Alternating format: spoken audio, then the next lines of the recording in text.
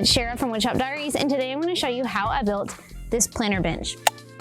Now, if you just needed two simple planters, you can obviously just build the planters, but the bench is a quick and easy addition if you need a little bit of extra seating in or around your porch or your garden. I've got their printable plans linked in the description below, but if you're ready to see how they came together, let's go.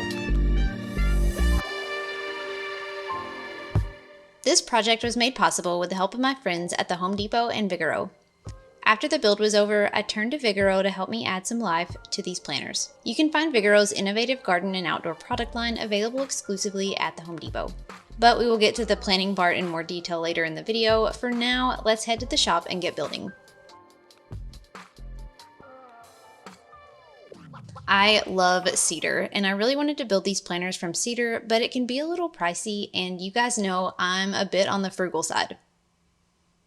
I actually did splurge a little on the cedar 2x4s, but for the planks, instead of getting actual 1x6 cedar boards, I grabbed some cedar fence pickets because they were a fraction of the price. For the pots, I used these 6-gallon nursery containers and built the planters to fit. However, you could adjust your sizing to fit whatever pot you wanted. To get started, I cut my cedar 2x4s down into shorter pieces to run through the table saw to make 2x2s. Of course, you can purchase pre-cut 2x2s instead, but I couldn't find any cedar ones, so making my own was kind of my only option. After ripping these 2x2s, I cut them to final length to give me 4 pieces 27 inches long for the legs and 8 pieces 12.5 inches long for the rest of the planter frame. These were pretty rough, so I gave them a good sanding before assembling. You can assemble this a million ways, but I kept it simple and just assembled this frame using 2.5 inch long decking screws. You could use large decorative screws if you prefer, or use pocket holes on the inside so that you don't see any screws. I used a scrap block to screw the bottom pieces in 1.5 inches up from the bottom of each leg, and I attached the top pieces 1 inch down from the top of each leg.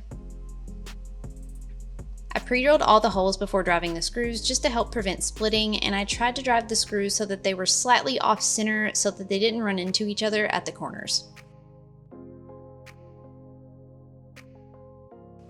Once the frame was together, I cut my cedar fence pickets for the sides. I cut 8 of these and sanded them well. This is an outdoor planter, so really it doesn't matter if they're a little rough, but these fence pickets are generally not the nicest, and they just look a little bit better if they're sanded.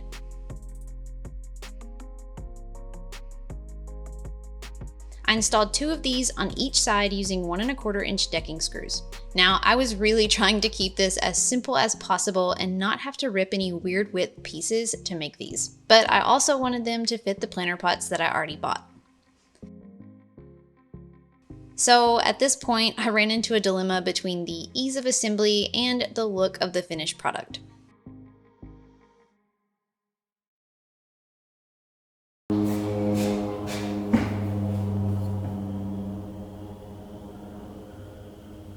There's a crop duster that keeps flying around and it is so loud. So while it's gone for just 1 second, I wanted to, it's coming back. So I have this nursery bucket and it fits in here like just perfect. But there's like all these gaps and stuff, and while this works just fine, I don't like the look of it. 2 of these fence pickets side by side were about 11 to 11.25 inches wide, and the openings were 12.5 inches. I tried to space out the gaps where it didn't look too bad, but ultimately I changed my plans here.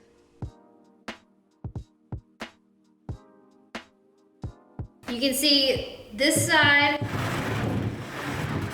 and this side, I pushed the adjacent sides out just a little to cover up these gaps, and it closed in these gaps just a little bit. Now this side and the opposite side have a gap here, so I'm going to cut 2 thin strips to fill in that gap. There may still be some gaps here between the boards, but they're not as big as they were before. I measured the gaps that I needed to fill on both sides of the planter. They should theoretically be the same, but these fence pickets have some variation, so it's best to measure and cut to fit. They ended up being about 1 3/8 inches wide, so I ripped 2 strips this width.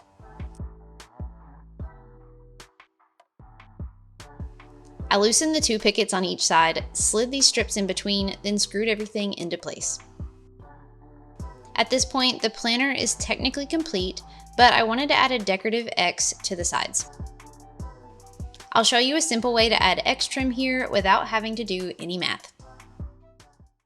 I think a lot of people get really intimidated with like the X's and angles and stuff in woodworking because they think that they have to do math. And while I do love math, I have a degree in math, you don't have to do any trig in order to cut these angles. It's actually very, very simple. And all you really need is a square and a miter saw. I took this 1x2. It's just a 1.5 inch wide strip that I ripped from a fence post or fence panel picket. I can't, words are hard. Lined up this corner here, and then I lined up the edge on this side with this corner here. Then I just made my marks, like where it intersected. So I have a mark here and a mark here. Draw a line to connect the marks. And I'll take my handy little square and line up the little pivot end right here.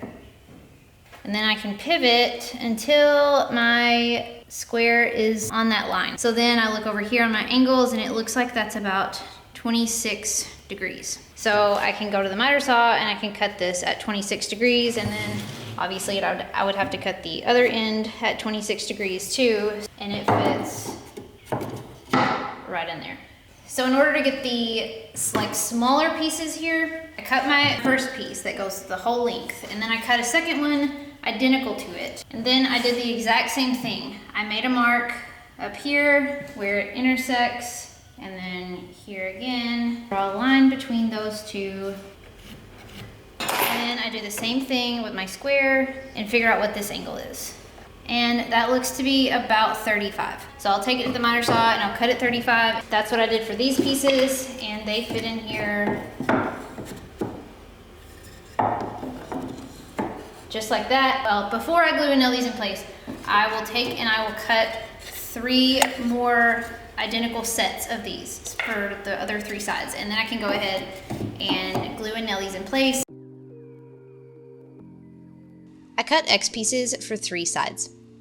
I didn't install an X on the side that the bench will be going on, since the bench will cover most of it, but if you don't plan to add the bench, you can obviously add your X on the 4th side.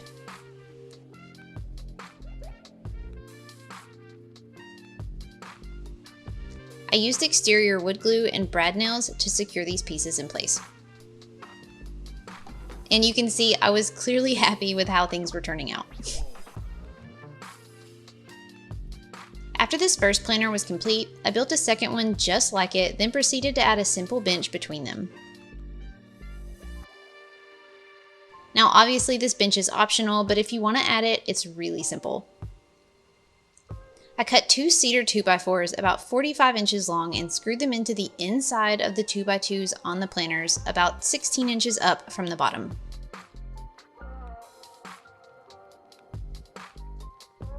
Once I had them installed into one, I flipped it back over and screwed it into the other.